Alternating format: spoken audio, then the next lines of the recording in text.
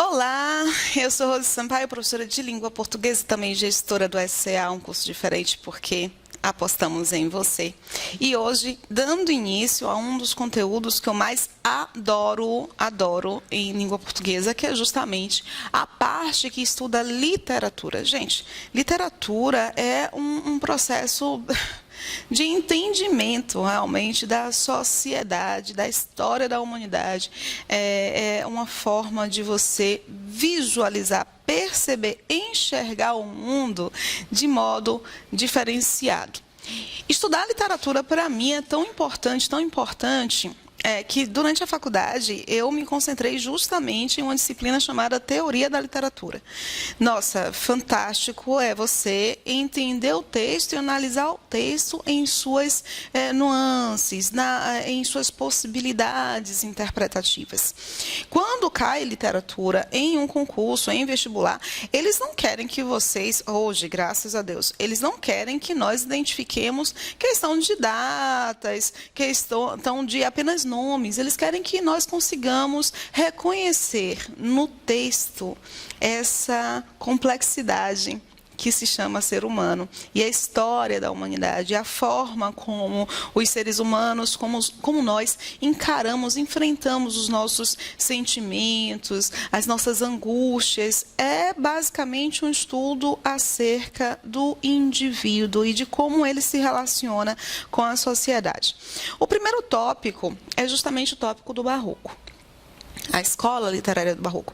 Mas para entendermos literatura é necessário que nós percebamos uma relação com a historicidade, com a história, com o que estava acontecendo naquele período, porque a literatura nada mais é do que um reflexo de como nós enxergamos a nossa realidade. Nós estávamos aí, situem-se, nós estávamos no século XVI, no século XVII. Estávamos vivendo aí o século XVII. Para você compreender o que estava acontecendo no século XVII, lá pelos anos de 1600, e é importante você identificar justamente a questão de que o século XVII, ele é os anos de 1600, tá? O século XVIII são os anos de 1600, o século XIX são os anos de 1800, o século XX são os anos de 1900, e nós estamos agora no século XXI, são os anos 2000. É importante que você perceba essa diferenciação, porque às vezes gera uma certa angústia, mesmo quando nós sabemos, gera uma certa angústia falar sempre sobre uma ideia de tempo que está à frente. Mas reparem, vamos retornar ao foco.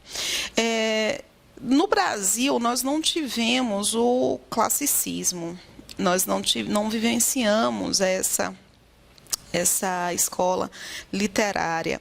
Nós não tivemos um contato com uma literatura produzida nos anos de 1500, no século XVI, por conseguinte. Mas nós recebemos, lógico, a contribuição, porque ainda não se fazia aqui, lógico, uma literatura.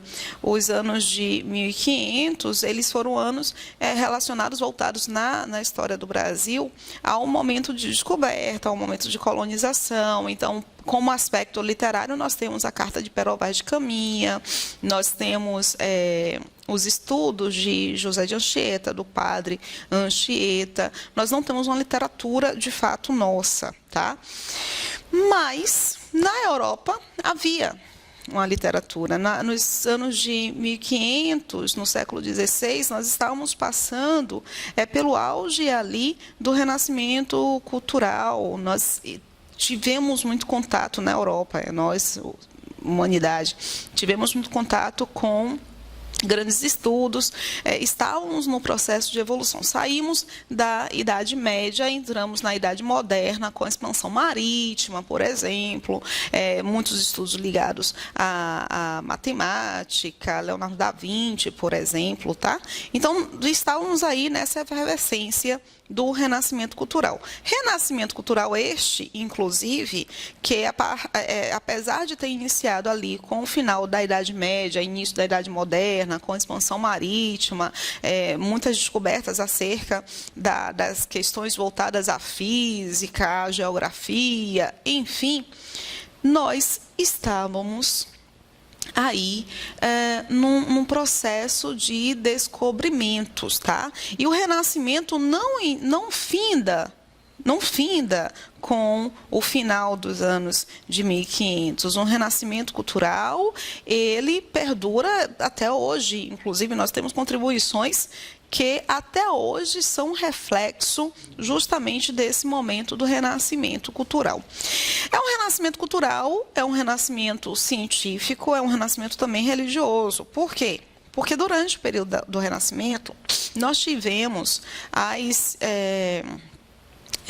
o protestantismo, por exemplo, Lutero, Calvino, nós tivemos algumas modificações no aspecto religioso. A religião estava ali sendo questionada e nós, como indivíduos inseridos em um contexto sociocultural, nós queríamos, naquele momento do renascimento cultural, encontrar uma resposta aos nossos anseios. Então, chega um momento em que dois integrantes da igreja, eles começam a falar sobre a possibilidade de nós ficarmos ricos, por exemplo, e de isso ser amparado por Deus, de nós estudarmos, de o saber não ser um saber que precisaria ser concentrado na igreja. Por que você está falando isso, Pro-Rose, se o conteúdo de agora é barroco? Porque nos anos de 1600 entramos em pane, em circuito, tá? Nós começamos a questionar todos os avanços científicos, culturais que nós tivemos no renascimento cultural. E o homem passou a questionar aqueles processos que estavam sendo direcionados pela reforma protestante. A reforma religiosa, pois é. A Igreja Católica entra nesse momento com a Santa Inquisição, com uma oratória, um discurso de punição. Entramos em conflito. Porque, veja, quando nós aprendemos, quando nós experimentamos o que é bom, a ideia da liberdade, a ideia do enriquecimento, a ideia do perdão. Nossa, como retroceder? Mas a Igreja Católica, ela passa a falar de uma forma mais punitiva, não é? E o homem, o indivíduo, ele passa a entrar em colapso. Surge aí um dos princípios mais importantes, mais marcantes do barroco, que é justamente a ideia de um pecado que nos atormenta. O homem barroco, ele é um homem atormentado, é um homem cheio de polêmicas, é um homem que quer se voltar realmente ao sagrado, mas, ao mesmo tempo, quer se voltar ao profano, e aí fica nessa incrível contradição. É engraçado porque em arte, não é somente na literatura que você percebe este reflexo voltado justamente a essa modificação de paradigma, a esses questionamentos. Nas artes plásticas também, nas artes visuais, alguns quadros, Caravaggio, por exemplo, alguns quadros barrocos trabalham, alguns não, os quadros barrocos, a arte visual barroca é uma arte visual que trabalha muito com claro, escuro, o anjo, o demônio, o sagrado e o profano. Nós estamos o tempo inteiro nesse processo do risco. No concurso, no vestibular, eles cobram um entendimento dessa angústia que o homem estava vivenciando. E a angústia, a gente, que não acaba aí no barroco, não. Nós temos neobarrocos, pode-se assim dizer. Nós vivemos hoje em permanente confusão, tá? Nós não sabemos o que fazer com toda essa liberdade que nós temos. Nós queremos nos voltar a uma questão do sagrado. Eu li outro dia, vou fazer uma digressão, mas muito relacionada com o conteúdo, eu li outro dia acerca justo de momentos em que nós nos voltamos à fé. ao abstrato da fé. São momentos de crise. Países que estão passando por um momento de crise, como é o caso do Brasil, nesses anos de 2015, 2014, né? Até 2017, 2018, e não sabemos quando é que nós vamos sair de fato da crise, neste período, nós temos aí uma enxurrada de novas igrejas, de postagens, de correntes, aquela corrente do WhatsApp, de conflito, de punição, de ai meu Deus, eu estou sendo punida. É um pensamento muito parecido, muito semelhante com o pensamento daquele período, o pensamento do Barroco. Dentro do aspecto de literatura, dentro da ideia do Barroco, nós temos aí um autor baiano que precisa ser estudado, que é justamente o Grande, que até hoje, gente, é uma das figuras mais importantes da literatura nacional e, quiçá, da literatura portuguesa, tá? Que é Gregório de Matos. O cara é o cara. O cara é o cara.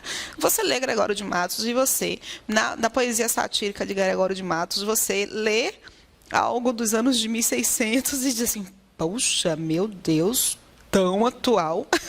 Muito atual. Gregório é muito contemporâneo, tá?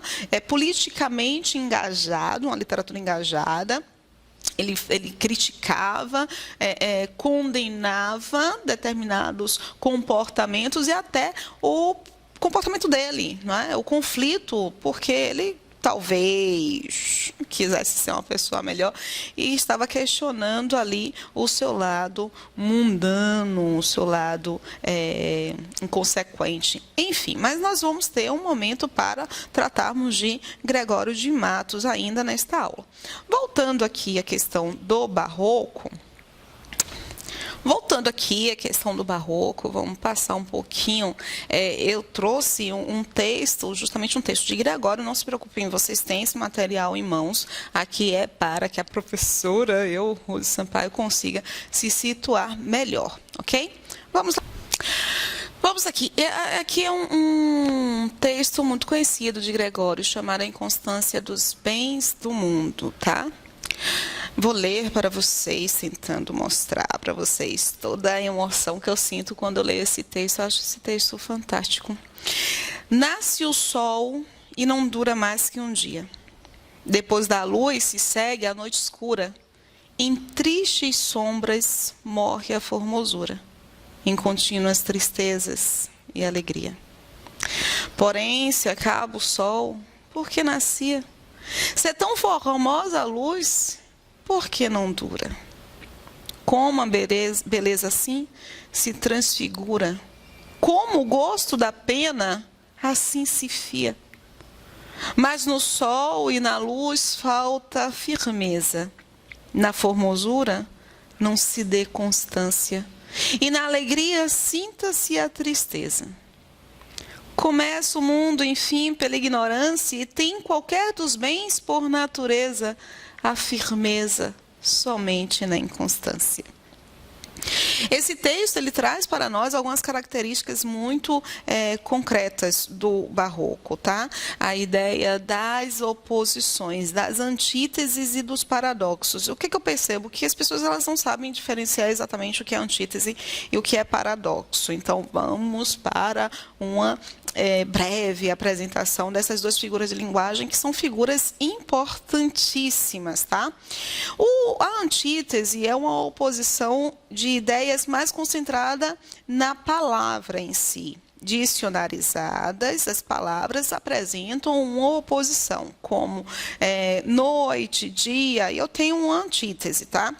Já o paradoxo é uma oposição baseada na ideia que se apresenta. Não é exatamente porque no dicionário as palavras se opõem, mas sim porque a ideia está se opondo. Como, por exemplo, aqui, a firmeza somente na inconstância, não é do verbo haver, não, tá? A firmeza está apenas na inconstância. Então, você verifica que no jogo do dicionário, firmeza e inconstância, elas não são antônimos. Mas as ideias que ele traz aqui para o nosso texto apresentam uma relação antonímica. Deu para entender direitinho? Vamos seguir?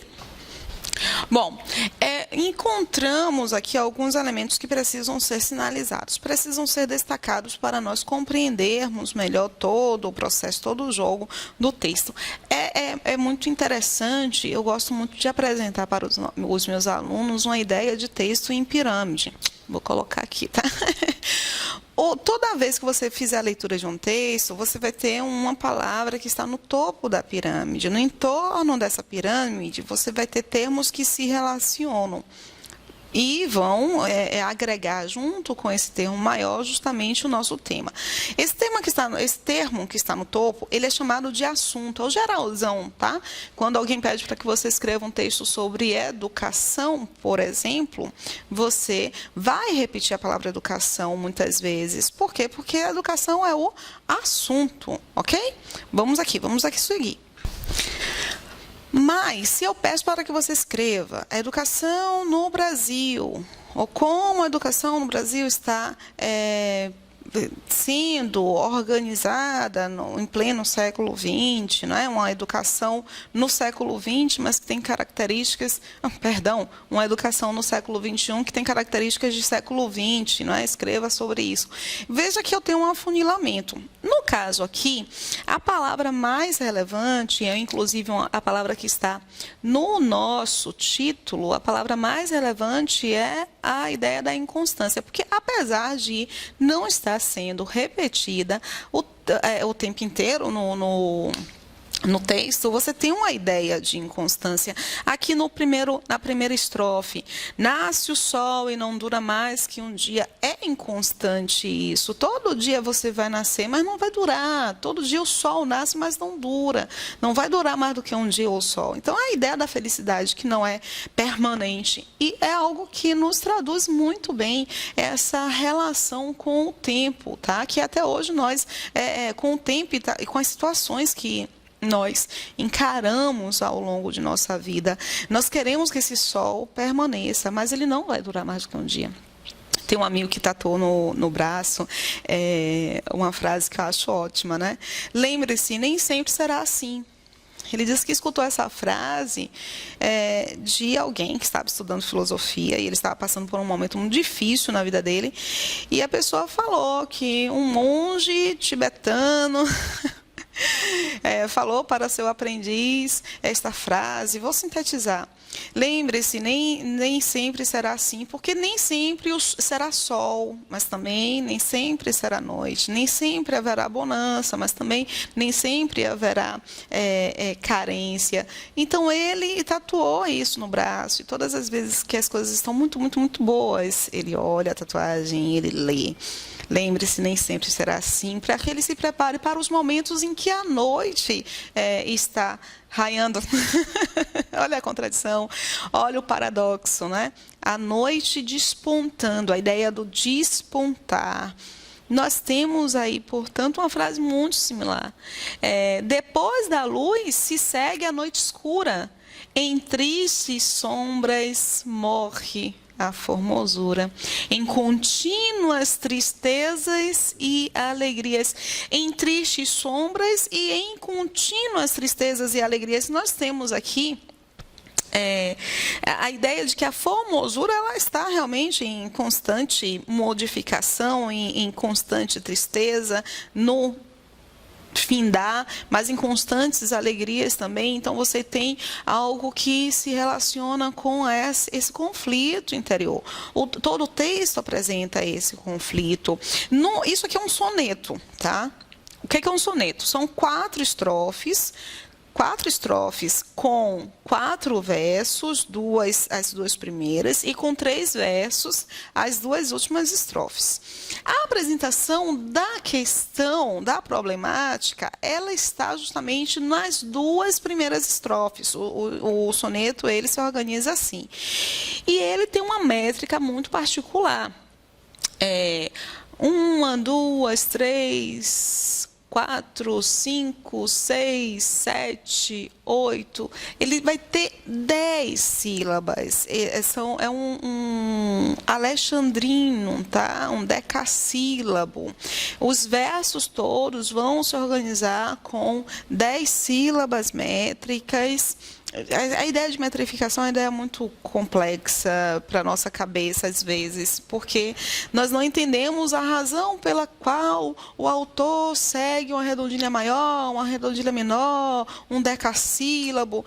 Simples, é para criar harmonia. Então, todos os versos vão ter a mesma metrificação. E a contagem de metrificação é uma contagem ali diferente, não cabe agora, nesse momento, nós trabalharmos com metrificação, mas eu tenho um vídeo que eu vou disponibilizar aqui no nosso curso sobre metrificação. Um vídeo bem bacana. Então, fiquem atentos se vocês quiserem se aprofundar. Mas na ideia do soneto, você vai encontrar 2 estrofes com 4 versos. Nesses 4 versos de cada uma das estrofes, você tem a apresentação da problemática. Repare que a problemática é essa angústia entre você ter algo bom e isso não conseguir ser mantido, porque é efêmero mesmo. Os sentimentos da vida, eles são efêmeros, não? Lembre-se, nem sempre será assim. Porém, e aí vem o questionamento. A segunda estrofe, aqui é a apresentação da problemática, e a segunda estrofe, o questionamento. E o texto trata desse questionamento mesmo. Porém, se acaba o sol, por que ele nascia? É um questionamento para cada uma das estrofes. Se é tão formosa a luz, por que não dura? Como a beleza assim se transfigura? Como o gosto da pena assim se fia? Então, você tem aí uma estrofe inteira voltada à identificação desta problemática. Encontramos, deixa eu apagar aqui, coisa de gente virginiana, tá? Encontramos nesse momento, portanto, um questionamento que vai sendo desenvolvido, respondido ao longo das próximas 2 estrofes. E é realmente esta a função das 2 estrofes seguintes, responder a esse questionamento que foi apresentado. O soneto, ele trata de dores, tá? Trata de angústia, ele trata de amores perdidos. O poema adora fazer isso. Mas no sol e na luz falta a firmeza, a permanência. Tanto no sol quanto na luz, tanto nas alegrias, nas emoções entusiasmadas, falta a firmeza, a permanência. Na formosura não se dê constância.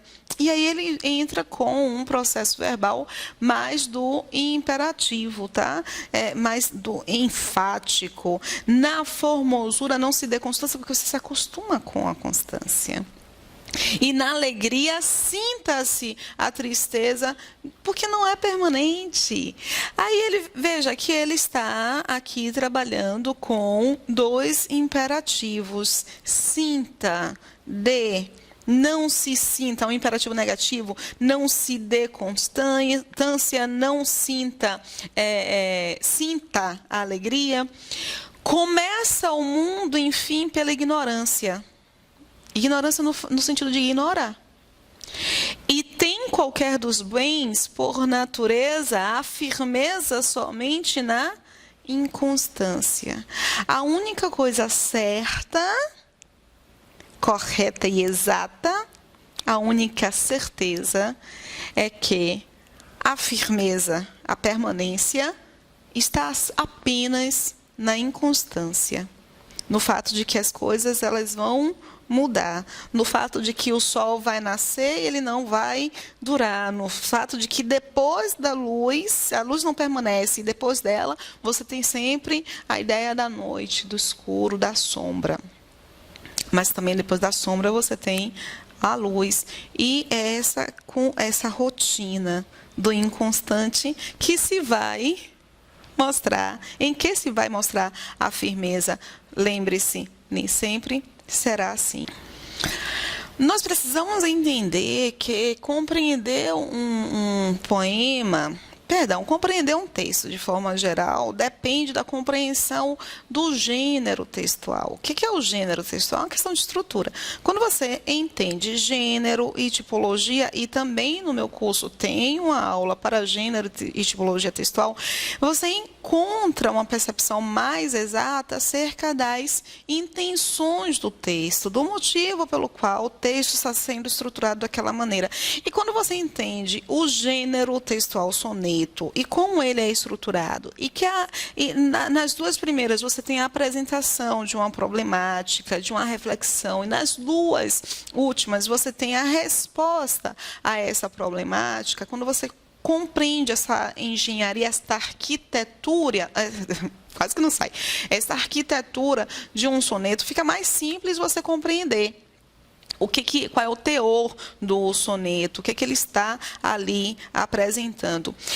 Na última frase, a firmeza somente na inconstância, e tem qualquer dos bens por natureza, veja que a firmeza é o sujeito de tem.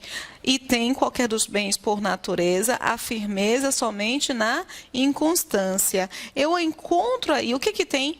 A firmeza existe somente na inconstância, quando você compreende também as relações sintáticas, como o texto é organizado sintaticamente, reconhece as funções que cada um dos termos está ali executando, fica mais simples, por conseguinte, compreender o processo. É magnífico. Eu acho que quando você relaciona gramática ao entendimento do texto, meu Deus, fica show de bola demais.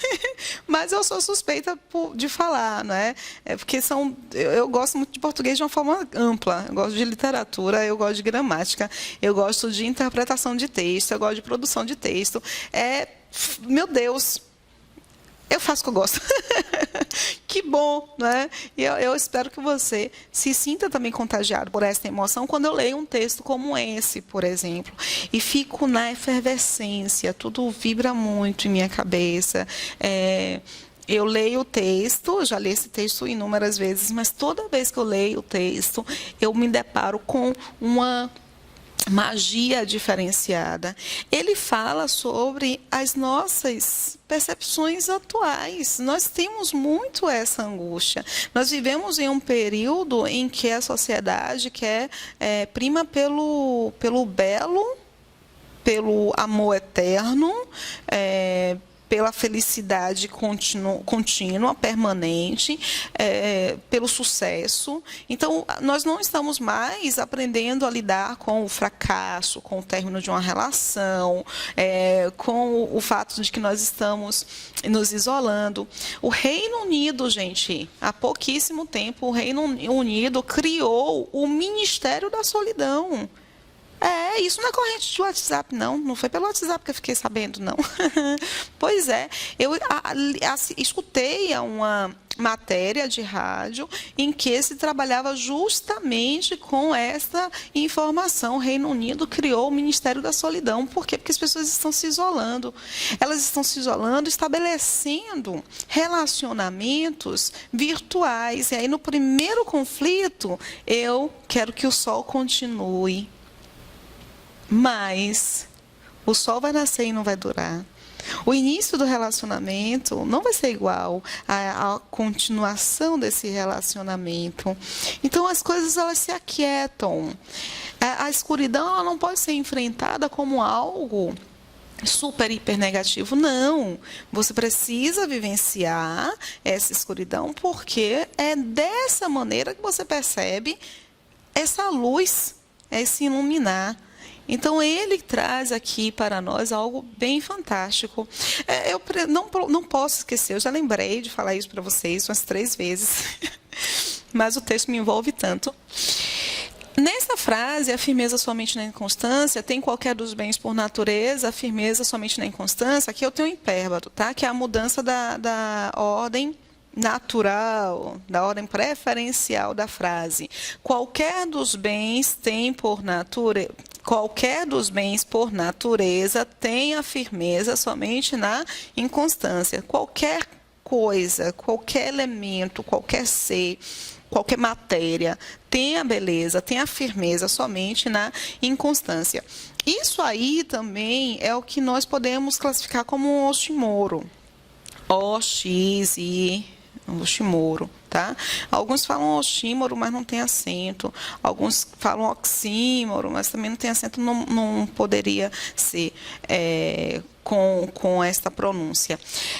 E nós temos no oxímoro uma palavra que identifica uma das figuras de linguagem que trabalha também com a oposição. O paradoxo, a antítese e o oxímoro também, tá? Essas três figuras de linguagem trabalham com a oposição. O oxímoro, ele tem uma complexidade, são coisas que parecem que vão se anular. Então, você precisa trabalhar com um raciocínio lógico. Eles não tendem a cobrar isso, nem em concurso, nem em vestibulares, com recorrência. Mas, às vezes, eles cobram, tá? Então, é bom que nós nos preparemos, ok? Quais as inconstâncias marcadas pelo poema do viver? Quais os termos que levam a tal percepção? Esses que marcam tanto a antítese quanto o paradoxo. Belezinha? Vamos aqui continuar? As principais características do barroco, tá? Eu vou aqui usar não mais o mouse, eu vou usar o teclado para ficar melhor, porque eu esqueci de trazer o meu passador de slide. Religiosidade conflituosa é sempre uma razão versus emoção, paganismo versus cristianismo, pecado versus o arrependimento. Deus está no centro, Ele está nos observando. Alguma coisa não deu certo no período do classicismo, então nós precisamos voltar a uma origem mais cristã, mais da fé, mais da religiosidade. É o que hoje está acontecendo, eu falei para vocês no início da aula. Nós voltamos sempre à questão do ser celestial que vai nos salvar e nós estamos sendo punidos. O conflito do barroco é também esse. Descobrimos, questionamos a existência desse Deus, questionamos a conduta desse Deus. Então, você está aí em meio a um processo que leva ao questionamento. A gente não tem resposta. Aqui no barroco nós não temos resposta. Nós temos pecado, temos arrependimento. Gregório tem um texto ótimo, né? Pequei, Senhor, pequei. Vou continuar pecando, mas me perdoa, Senhor. Uma contradição terrível, terrível. Nós vamos nos deparar com esse texto ao longo da nossa aula. Mas vamos aqui continuar. Confusão de sentidos, são textos difíceis. Textos difíceis de serem lidos pela questão estrutural. Olha a questão da sintaxe, como é que vai ser muito importante para nós. Lembram do texto que nós lemos da inconstância, né? Então, muita mudança, muita inversão. Você tem um sujeito antes do objeto, adjunta adverbial intercalando, predicados, adjunta adverbial, sujeito. Então, para você acompanhar a estrutura e arrumar a casa, identificar qual é o predicado, qual é a informação, qual é o sujeito, qual é o adjunto adverbial, para nós percebermos a relação. Então, os textos são difíceis porque trabalha muito com o jogo de ideias e trabalha muito com uma linguagem rebuscadíssima, e uma inversão da sintaxe. Nossa, são figuras de linguagem que problematizam, são relações com o texto que problematizam muito a sua leitura. Eu tive uma aluna que dizia para mim que eu sempre coçava o ouvido, né? Uma coceirinha. Mas aqui vamos. Outras características, nós temos um abuso formal de figuras de linguagem, um niilismo temático, um conteúdo vazio, porque nós estamos nos sentindo vazios, tá? Nós estamos nesse conflito existencial. Niilismo é essa ideia mesmo do nada. Pessimismo, o mundo era um vale de lágrimas. Ai, meu Deus. O feísmo, que é uma predileção por aspectos feios. Nós temos Aleijadinho. Aleijadinho, ele, apesar de ele viver no período do arcadismo, ele faz uma tradução do barroco. Mas Aleijadinho, ele não viveu no período do Barroco. Ele viveu no período do arcadismo, tá? Mas a gente consegue perceber essa coisa do feísmo aí sendo apresentado na obra de Aleijadinho. Transitoriedade da vida, tudo é efêmero. Gente, é uma coisa que nós precisamos parar de pensar que as escolas literárias elas se isolam naquele período. Não, nós temos contribuições. Nós temos características que vão sendo apresentadas ao longo do processo, não é? Ao longo do trajeto. E aí nós precisamos realmente identificar como é que isso se organiza nos textos, características do barroco que vão ser percebidas no arcadismo, características do barroco que são percebidas ainda hoje. Nós temos, por exemplo, eu acho que é um exemplo interessante. Nós temos características barrocas no rap. O feísmo está ali na oratória, na identificação de que o feio não pode ser, não há uma exclusão na questão do feio, na questão do empobrecido, por exemplo. Então, as músicas de rap não são músicas para somente agradar, são músicas para chocar, né? São músicas em que você tem uma apresentação nua acerca de uma determinada realidade, em que se busca a ideia do efêmero. Então, dá para nós fazermos uma relação bem legal entre características do barroco e o rap, tá? Vamos aqui.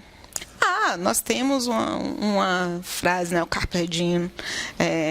Nós falamos o Carpe Diem, que é viva o dia, como se fosse uma coisa linda, mas aqui no barroco era angústia. Não era o Carpe Diem do arcadismo, não era essa mesma relação. Era viver o dia, no entanto, com a ideia de que eu estou pecando. Então, eu quero o perdão aqui.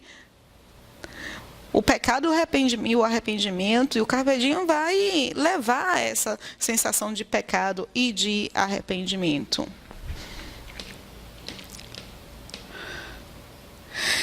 Antítese é a figura de linguagem que consagra o barroco, uma figura de linguagem caracterizada pela aproximação de conceitos contrários, pelo confronto de ideias opostas, mas que estejam marcadas no dicionário. Então, você encontra noite e dia, lua, sol, você encontra claro, escuro, são termos que, de forma dicionarizada, se opõem. Nas antíteses, os conceitos antônimos não se contradizem, nem representam uma realidade absurda, apenas se encontram próximos. É como se eu dissesse: seus olhos gelados inflamam a minha alma. Vejam, olhos gelados e inflamar. No dicionário, são termos que se opõem. No entanto, porque a oposição é da ideia, tá, gente? No entanto, não há uma contradição entre esses termos. Um não está anulando, só está na mesma frase. Ok? São termos que estão na mesma frase, mas não apresentam uma contradição. Já aqui alguns exemplos da antítese na literatura. Estou acordado e todos dormem. Eu estar acordado e todos dormirem, não tem uma contradição, mas tem uma oposição dicionarizada entre acordar e dormir. Todos dormem, que é o de Renato Russo. A vida é mesmo assim, dia e noite, não e sim. Lulu Santos e Nelson Mota.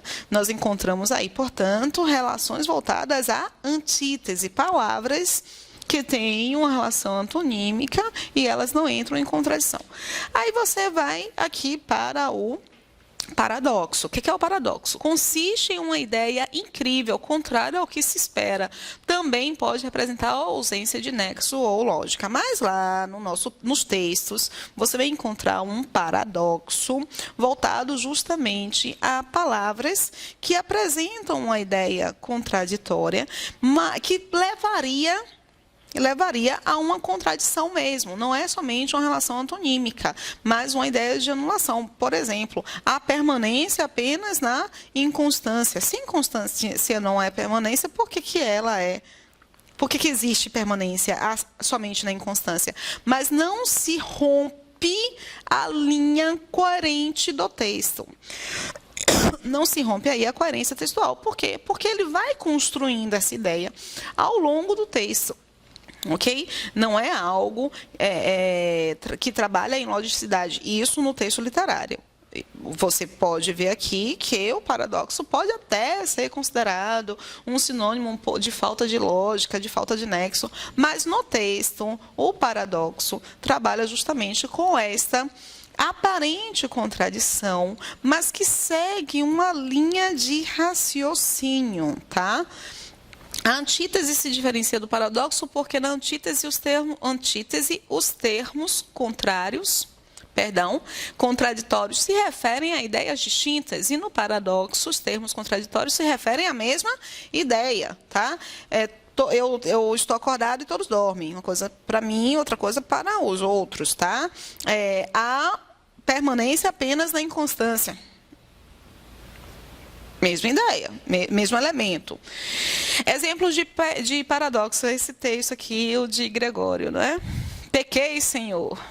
Pequei, Senhor.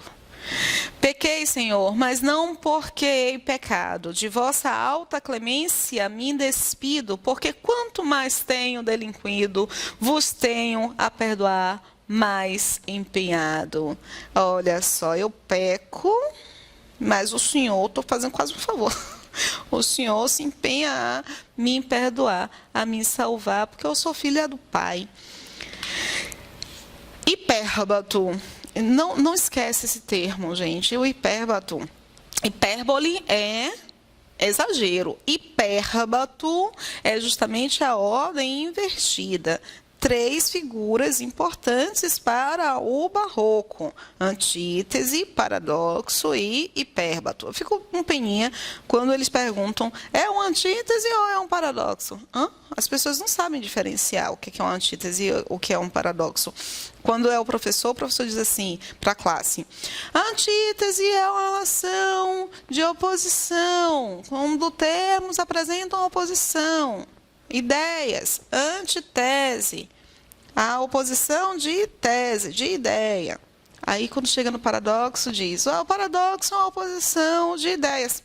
O menino não vai ficar sem entender nada, ele vai achar que antítese e paradoxo são a mesma coisa, e não são. Voltando aqui, antítese, relação, mas os termos que indicam a oposição estão relacionados com ideias distintas. Paradoxo, os termos estão se relacionando com a mesma ideia. E o hipérbato, apesar de haver hipérbole também no barroco, o hipérbato é ordem invertida, tá? É o que nós vimos lá naquele texto da inconstância das coisas do mundo. Aqui é a ordem preferencial. Sujeito, bonitinha, né? Sujeito, predicado, circunstância, mas lá no barroco tudo invertido. A minha bela ingrata, cabelo de ouro tem, fronte de prata, de bronze o coração, de aço o peito.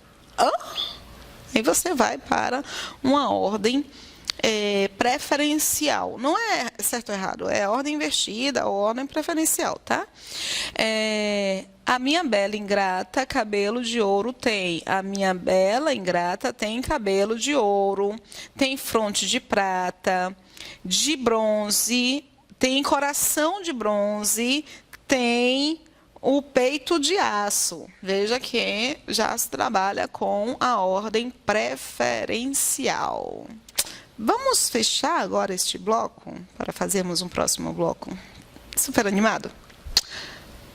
Vai digerindo essas informações. Próximo bloco tem mais.